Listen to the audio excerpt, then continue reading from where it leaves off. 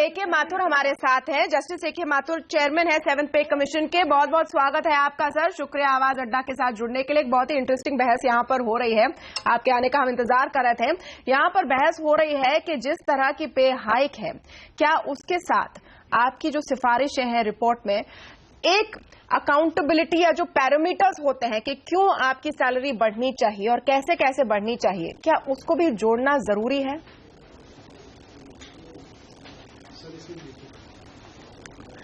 देखिए, हमने अकाउंटेबिलिटी भी का सब्जेक्ट भी जोड़ा है और उसमें पूरा चैप्टर डील किया है अकाउंटेबिलिटी का।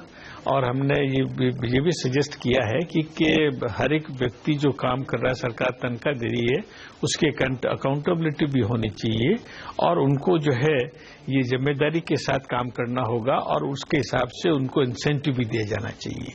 वैसे भारत सरकार ने एक बहुत बड़ी कमेटी अपॉइंट की थी और उसने बड़ी एक रिपोर्ट भी दी है और वो रिपोर्ट सरकार के पास पड़ी है। हर डिपार्टमेंट की उन्होंने अकाउंटेबिलिटी स्टेप की लिमिट फिक्स की है कि ये आउटपुट तो हर डिपार्टमेंट को देना होगा।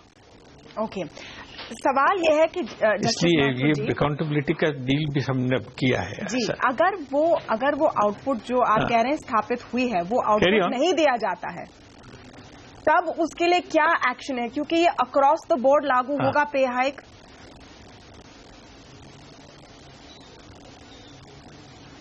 देखिए, अकाउंटेबिलिटी के लिए तो हर एडमिनिस्ट्रेटिव एक्शन होगा उस पर। तो अगर आपको जो पर्टिकुलर टारगेट फिक्स किया है एक डिपार्टमेंट को और वो टारगेट नहीं आपने पूरा किया है तो उस पर उनका जवाब होगा और हो सकता है आगे जाके उनके इंक्रीमेंट पे भी इफेक्ट पड़ सकता है कि ये टारगेट आपको दिया गया और increment as a matter of right नहीं है।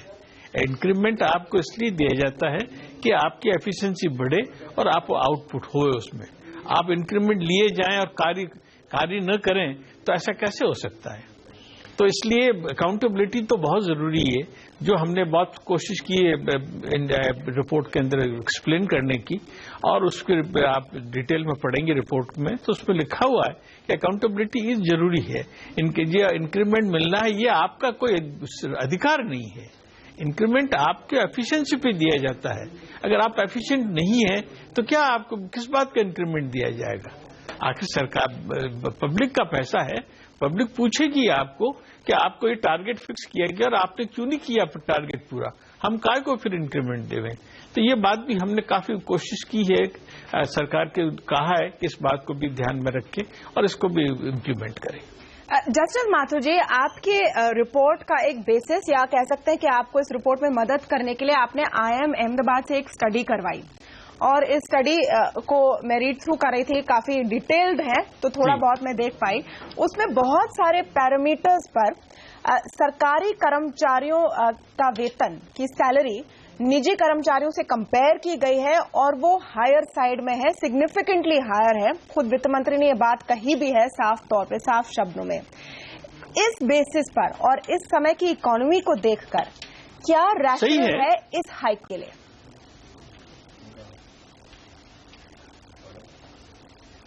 देखिए, जो रिपोर्ट दी है अहमदाबाद ने, उसमें उन्होंने साफ तौर से कहा है कि अगर किसी सरकारी कर्मचारी को और उसके समकक्ष कर्मचारी जो प्राइवेट सेक्टर में उनको कंपेयर करें तो सरकारी तनख्वाह बहुत अच्छी है। फिर भी हमने सोचा क्योंकि इन्फ्लेशन बढ़ रहा है और सरकार के पास जब अपॉइंट करती है कमीशन तो इस उद्देश्य से करती है कि उनमें कुछ बढ़ोतरी हो और उनकी सरकारी जितने भी सरकारी हैं उनकी कंडीशन अच्छी बने ताकि वो परफॉर्मेंस ठीक दें, ईमानदारी से काम करें। इसलिए हमने कोशिश ये की है कि इतनी बड़ी भी न दी जाए और इतनी कम भी न दी जाए। तो इसलिए हमने एक प्रोपोर्शन बना के एक्रोइड फार्मूला को अप्लाई करके हमने उसको एक रैशनल वे में 18,000 मिनिमम फिक्स की है और वो बढ़ती सब हाईएस्ट 2,50,000 कैबिनेट सेक्रेटरी तक हम ले गए हैं। तो इसलिए पूरा एक साइंटिफिक बेसिस और रैशनल बेसिस के हिसाब से हमने बढ़ोतरी की गई है। अब अगर कोई कहे कि हमको तो 26,000 दे दो या 30,000 दे दो तो भाई उसमें तो कोई रैशनल दिखा नहीं हमको। हमने तो जो एक्रोइड फार्मूला है, जो इन्होंने एम्प्लॉइज ने कहा था एक्रोइड फार्मूला, हमने वो एक्रोइड फार्मूला ही काम में लिया है और जो scientific rates bureau of Shimla establish करती हैं, डाटा दाल भाव के रेट्स वो ली हैं और एक एक यूनिट को टीम की यूनिट मान के लिया है, मियाँ बीवी और 2 बच्चे, एक यूनिट मान के उनके हिसाब से कितना उनको कंजम्पशन मिलना चाहिए, ये सब बात तय करके उसके बेसिस पे हमने तय किया है। अब वैसे तो अगर आप आज मार्केट में जाके कह सकते हैं कि आज 80 रुपये टमाटर मिल रहा है, कहीं पे 20 रुपये मिल रहा है, कहीं पे 40 रुपये मिल रहा है।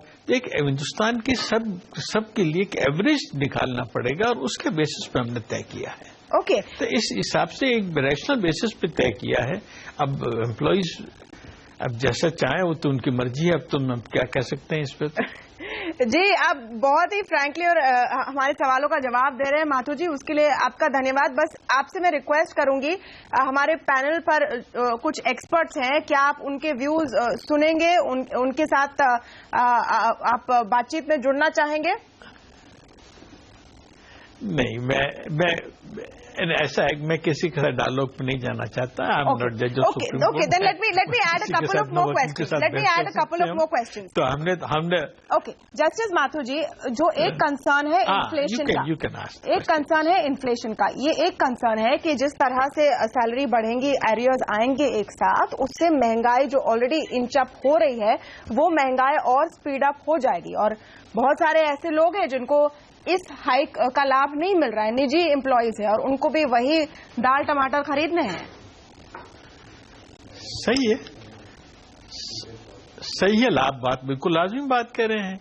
आज मेरे पास जो अगर मेरे किटी में ऐसा अच्छा पैसा आएगा, पहले मैं अगर ग्रीन वेजिटेबल नहीं खरीद सकता तो आज मैं खरीद सकता हूं। तो जब भाव तो बढ़ेंगे ही बढ़ेंगे, और भाव बढ़ेंगे तो जो अनऑर्गेनाइज सेक्टर है उन पे उसका असर निश्चित तौर पे आएगा। ये तो लाजमी बात है, इसमें कहने की क्या बात है।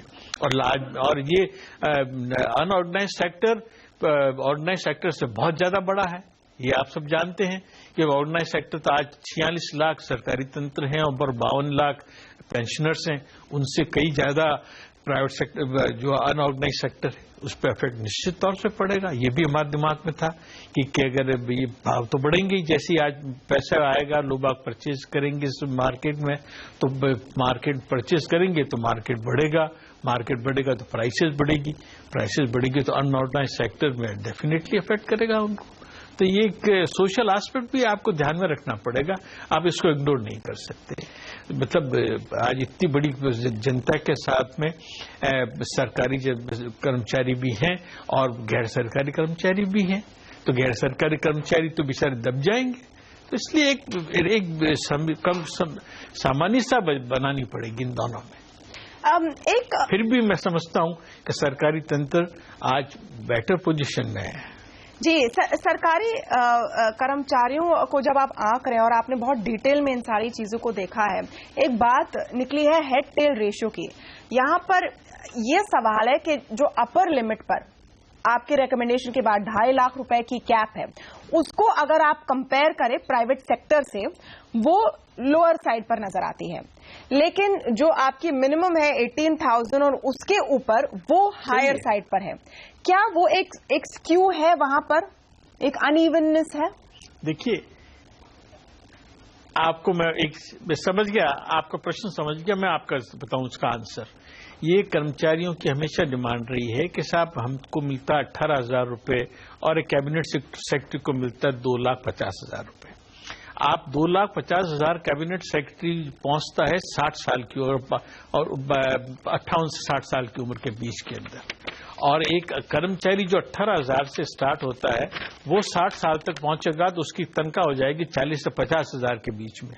तो आप कंपेयर कीजिएगा apple to apple, not apple with the oranges.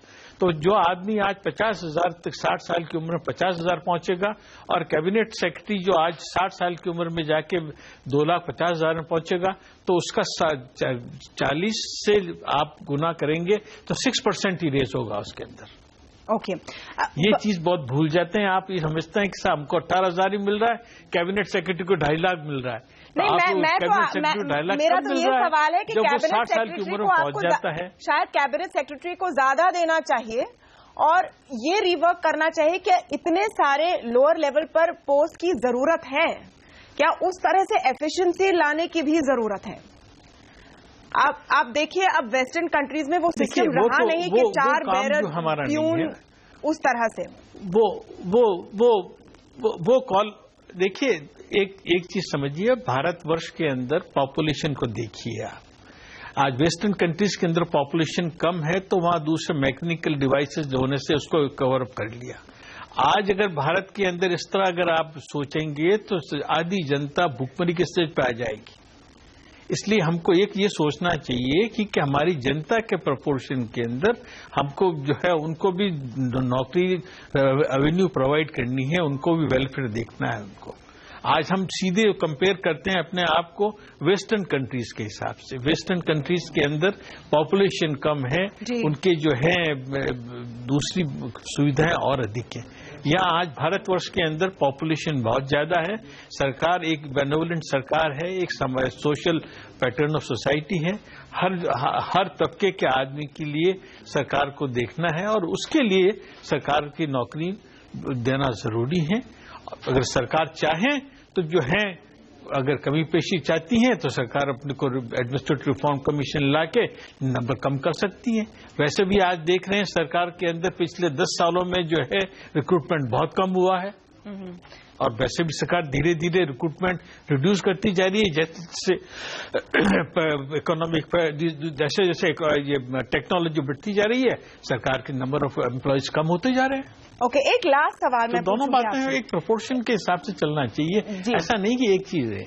एक लास्ट सवाल मैं पूछूंगी आपसे जस्टिस माथुर, और बहुत ही ऑनेस्टली जो फीडबैक मिलता है हमें उसके बेसिस पर, जो आम जनता का एक्सपीरियंस रहता है सरकारी कर्मचारियों के साथ, इंटरफेस रहता है, चाहे वो अपना कुछ काम कराने जाते हैं, किसी म्यूनिसिपल कॉरपोरेशन में जाते हैं, सरकारी अस्पताल में जाते हैं, वो बहुत अच्छा नहीं होता है।